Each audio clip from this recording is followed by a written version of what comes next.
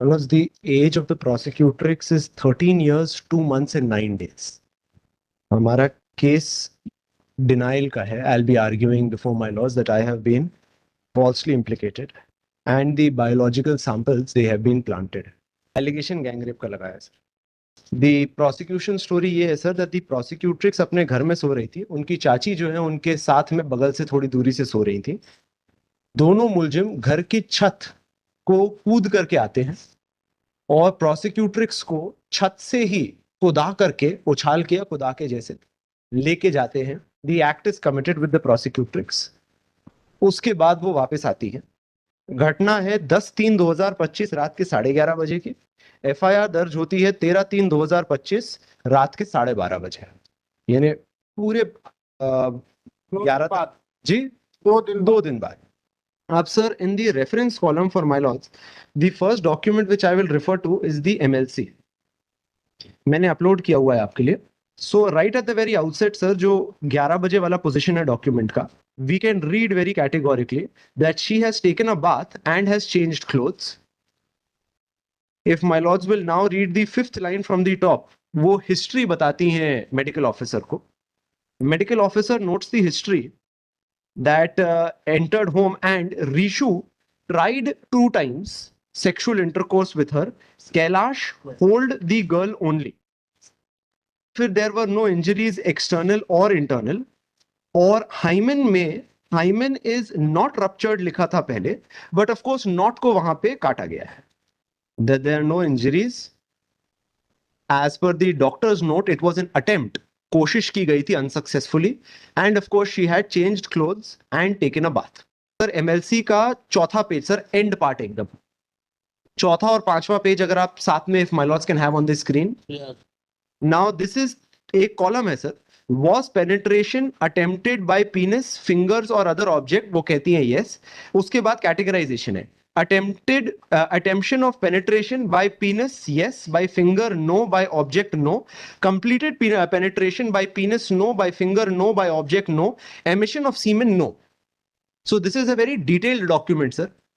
That, and on detailed inquiry, the prosecutrix has disclosed these facts to the doctor. And of course, she is not wearing the same clothes जो वो घटनास्थल पे पहनी थी, घटना समय पे पहनी थी. Now my lords will just have the second document जो मैंने रेफरेंस में अपलोड किया है सर. ये डीएनए रिपोर्ट है sir. Would I request my lords to have the second page of the DNA report, क्योंकि वो दो अलग अलग तालिकाएं हैं. एक में वाई क्रोमोसोम का इंक्वायरी था और एक में ऑटोसोमल क्रोमोसोम का इंक्वायरी था.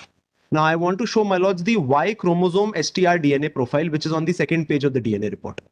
That is positive. That is, no, I want to show my lords the second opinion. पीड़िता प्रोसिक्यूट्रिक्स से प्राप्त Y chromosome STR DNA profile के प्रत्येक जेनेटिक मार्कर पर पाए गए एलील आरोपी ऋषु आदिवासी के स्रोत रक्त नमूना एवं आरोपी कैलाश आदिवासी के स्रोत रक्त नमूना प्रदर्श डी से प्राप्त पुरुष Y क्रोमोसोम STR DNA से उसी जेनेटिक मार्कर पर पाए गए एलील एक समान है. नाउ माय लॉर्ड्स में जस्ट हैव द कॉलम.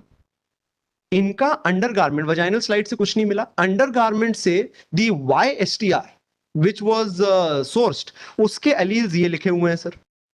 उसी के बाजू में ऋषु के एलील्स जो उनके रक्त नमूना से लिए गए उनके नंबर्स हैं सर. और उसी के बाजू में कैलाश के हैं. ना आई डोंट डिस्प्यूट प्रोसिक्यूट्रिक्स के उससे जो भी निकल करके आया हो, दैट वी से तो वो कपड़े ही दूसरे थे तो वो तो पॉसिबल ही नहीं है. What I want to bring before my lords, how can the DNA of Rishu and Kailash be identical?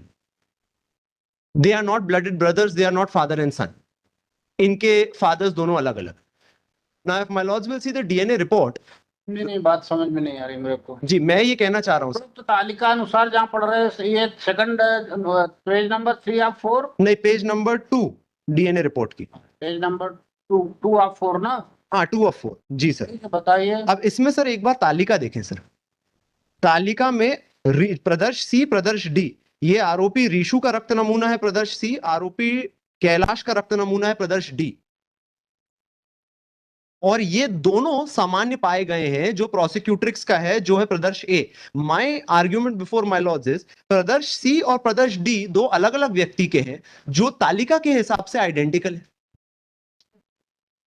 एक एक एलील, एक एक नंबर आइडेंटिकल है. हाँ ठीक है, क्वालिटी आपको कह रहा है कि जो क्वालिटी समान है. नहीं, नंबर अगर समान है, हाँ। अगर इनकी डीएनए रिपोर्ट माने तो Rishu and Kailash have the same genetic code, जो इम्पॉसिबल चीज है सर। हम डीएनए रिपोर्ट का मूल्य, we go for DNA reports only because it is conclusive proof, 99.9% conclusive proof है।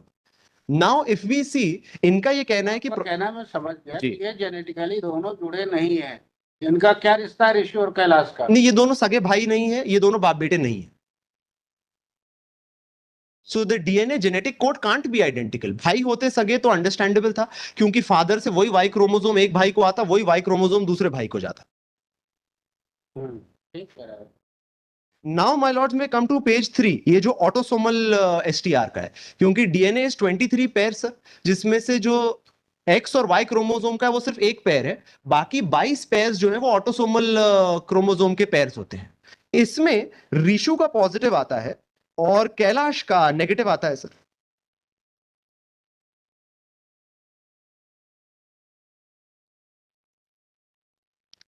And again, if my lords will see, Pradesh C or Pradesh, Just second, just- sorry, my lords.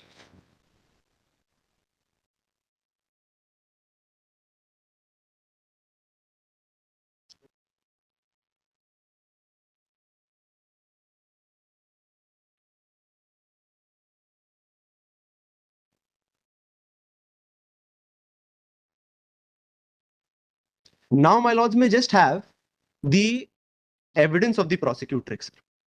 ये reference का तीसरा column है, क्योंकि हमने उनसे ये पूछा है कि ये घटना कैसी हुई, तो वो बोलती है मेरी चाची मुझसे 12 फीट दूर थी, ये लोग दीवार कूद करके आए पर किसी को कुछ सुनाई नहीं दिया। Now I'll just read out the relevant portions from her evidence, sir. तो इसने तो उल्टा बोला कि he has not changed the cloth। हाँ तो ये मतलब डॉक्टर की अब इसके में कॉन्ट्राडिक्शन है।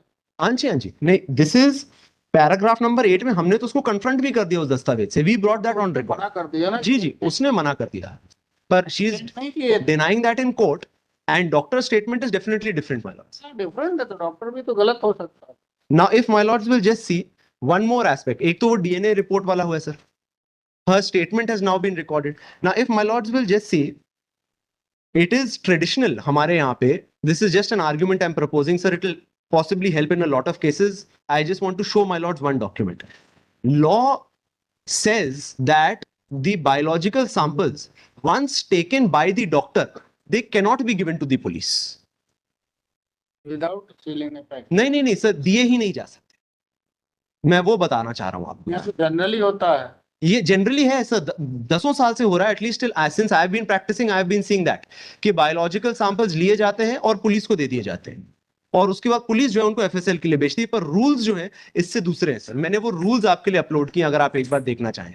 तुम बताएं कहाँ पे सर रेफरेंस के कॉलम नंबर 4 में देखेंगे सर, 3 डॉक्यूमेंट्स है, एक मध्य प्रदेश के पुलिस मैनुअल का लगाए मैंने 2 पेजेस, जो हमारे तो आपने सीआरपीसी लगाई। नहीं सर, सबसे ऊपर देखेंगे, ये मध्य प्रदेश पुलिस रेगुलेशन है सर, इसको भी छोड़ दें, मैं एकदम संक्षिप्त में बताता हूं सर आपको।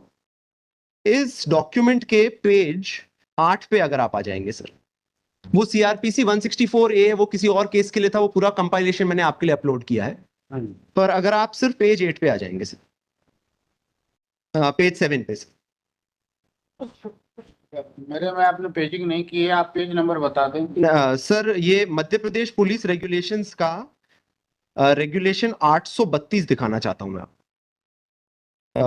जो पीडीएफ का एक, हाँ ठीक है। जी responsibility of making reference to chemical examiner Agra. Yes, मैं एक बार आपके लिए पढ़ देता हूं सर। ये responsibility of making a reference to the chemical examiner Agra, ये बाद में चेंज होकर बदल गया था, और the serologist to the government of India in regard to blood stains rest with the magistrate during inquiry और ट्रायल, और with the superintendent of police during an investigation. Substances ought not to be sent to the chemical examiner for analysis where there is neither a reasonable suspicion that poison has been used nor anything in the postmortem examination leading to such a supposition. Similarly, a reference to the serologist to the government of India is ordinarily unnecessary when the civil surgeon can give a decided opinion regarding stains supposed to be of human blood. When in the course of any investigation a reference to the chemical examiner or serologist to the government of India appears to be necessary, the superintendent shall at once call upon that officer for a report in form number Q prescribed in appendix 2 to book circular Roman 3 and shall request the civil surgeon by endorsement on the prescribed form to forward to the chemical examiner or serologist to the government of India the substance of which an analysis is required. Now my lords, में just note one thing, इसमें जो procedure laid down किया है वो कहते हैं book Roman 5-3, ये हमारे पुलिस मैनुअल के हिसाब से है। एंड एक जनरल ये है कि shall request the civil surgeon by endorsement on the prescribed form to forward to the chemical examiner. तो प्रोसीजर जो है ये रोमन 5-3 में है and request to the chemical examiner will be request to the doctor to send it to the chemical examiner. Now sir इसके ठीक नीचे मैंने ये बुक लगाई है सर, सर्कुलर रोमन 5 भाग 5-3। If my lords requires, I have the textbooks also. I'll bring it in the lunchtime from I'll supply them. आप दिखा दिया जी। Now sir, these are the rules. ये actually central provinces and Berar के time पे frame हुए थे, जो अभी तक लागू हो रहे हैं, क्योंकि Madhya Pradesh police manual also takes us to that. Now court में जस्ट सी भेजने संबंध नियम, ये सर इस बुक के पेज 893 पर है। ये है मध्य प्रदेश सामान्य पुस्तक परिपत्र भाग 5 क्रमांक 3, पेज नंबर इसके नीचे वाला पेज सर 893, टेक्स्ट बुक की पेज 893।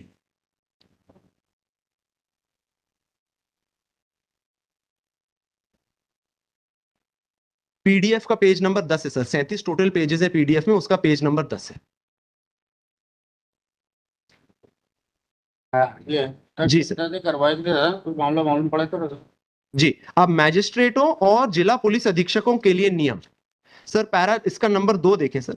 रसायन परीक्षक को मामला करने और उस अधिकारी से रिपोर्ट पेश करने जो कि दंड प्रक्रिया संहिता के 510 के अंतर्गत ग्राह्य होगी की मांग करने का दायित्व ऐसी जांच या तहकीकात जिसके लिए संदेहास्पद पदार्थ के स्वरूप संबंधी जानकारी आवश्यक हो करने वाले मैजिस्ट्रेट या पुलिस अधीक्षक के क्षेत्राधिकार में आता है। नंबर 3, जब दंड प्रक्रिया संहिता के अंतर्गत किसी कार्यवाही के दौरान रसायन परीक्षण का कोई मामला भेजना मालूम पड़े तब यथास्थिति मैजिस्ट्रेट या जिला पुलिस अधीक्षक तत्काल फॉर्म क्रमांक 1, अब मैं फॉर्म क्रमांक 1 भी दिखाऊंगा आपको, में उस अधिकारी से रिपोर्ट पेश करने की मांग करेगा और फॉर्म क्रमांक 1 के पृष्ठांकन कर सिविल सर्जन या सिविल चिकित्सा प्रभारी अधिकारी से उस पदार्थ को जिसका विश्लेषण आवश्यक हो रासायनिक परीक्षण को भेजने का निवेदन करेगा। नाउ द कोर्ट में डायरेक्टली हैव सर, इसका एक पेज नीचे सिविल सर्जन के लिए नियम मिलेंगे सर आप, एसी का नेक्स्ट पेज है सर। ये तो मैजिस्ट्रेट और पुलिस अधीक्षक के लिए हो गया सर। अब इसके बाद सिविल सर्जन के लिए नियम है सर, 1 से लेकर के 4 तक रेलेवेंट है, वो मैं पढ़ देता हूं सर आपके।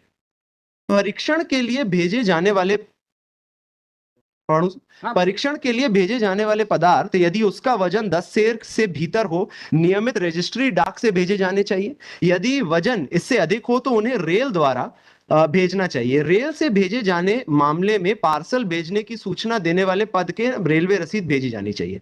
सभी मामलों में पार्सल भेजने की सूचना रसायन परीक्षक को अवश्य ही भेजी जानी चाहिए। रसायन परीक्षक के फॉर्म क्रमांक 2 समझ गया मैं जी, आप जो कहना चाहते हो, I got the point. Now sir the court में इसका एक कंडिका 4 देख लें सर।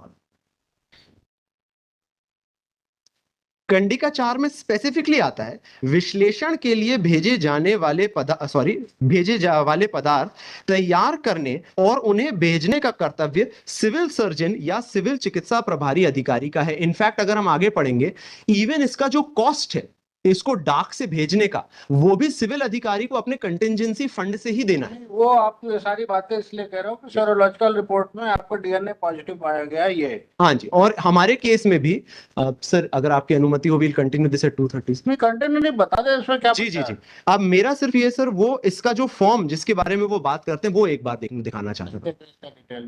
उस फॉर्म में it's very simple, the SP writes to the civil surgeon और एसपी राइट्स, मैंने सब देख लिया। हाँ, केमिकल एग्जामिनर को लिखते हैं और सिविल सर्जन को सीसी करते हैं। विक्टिम बता, इतना लंबा कहां जा रहे हो सर? एज तो बहुत ही इसलिए तो जाना पड़ रहा है सर, एज बहुत कम। ठीक है, थैंक यू। एक के लिए तो डीएनए नेगेटिव आया सर, वो ऑटोसोमल वाला, कैलाश के लिए।